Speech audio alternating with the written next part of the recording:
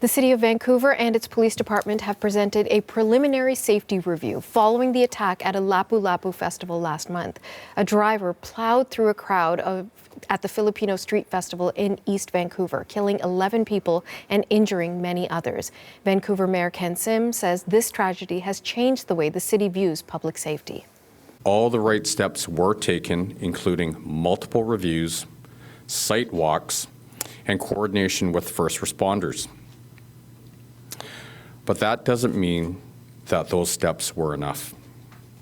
And that's what this moment demands: a rethinking of how we assess risk, how we respond to emerging threats, and how we ensure people, no matter where they are in this city, feel safe gathering in public spaces.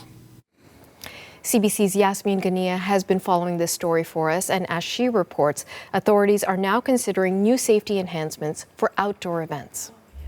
In the light of the tragedy that unfolded, but the preliminary report shows that all the right steps were taken in terms of safety measures before the event. As you heard there from Mayor Ken Sim, there were site walks done. There were officers from the city patrolling, making sure that cars that weren't supposed to be there, that were parked, were removed, and there was a coordination with first responders. But of course, Ken Sim says those steps weren't enough.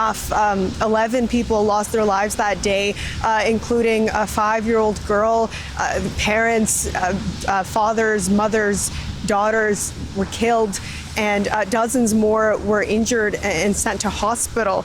And so he says this moment is really a rethink for how the city and the police department assesses safety and event planning. This has been called the darkest day in Vancouver's history. It was supposed to be a family event. Tens of thousands of people gathered. It was a beautiful Saturday to celebrate the contributions of the Filipino community in Canada, and obviously tragedy unfolded. But officials today saying hindsight is 2020, but that the event wasn't deemed high risk at all. That if they were to go back, they wouldn't have, for example, implemented heavy barricades at this festival block party. Here's more from what officials had to say on that.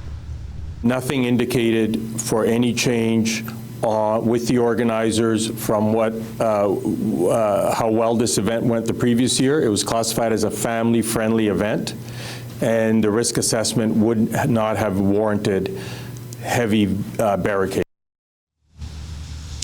Now, Natasha, officials are stressing that they can't read the minds of every individual, but at the same time that they can do things to maximize safety.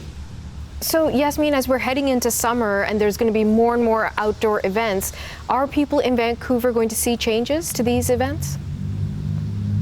Natasha, I would say yes and no. The police department says it's definitely stepping up security, but no policy changes have been implemented so far. One of the changes that people might see, though, is that the police department actually, prior to the Lapu-Lapu tragedy, it ordered these barricades, these steel barricades that can stop 700 pounds of impact. And so these actually arrived yesterday. There's 16 of them, and they're crash tested and can be used after impact. So the police says that they will eventually be used, for example, next year when Vancouver hosts some FIFA World Cup matches.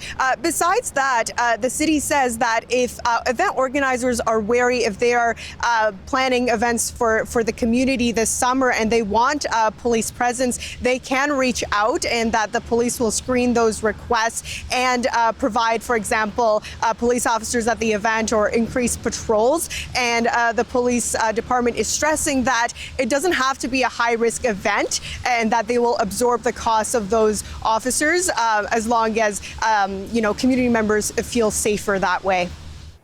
CBC's Yasmin Gania in Vancouver.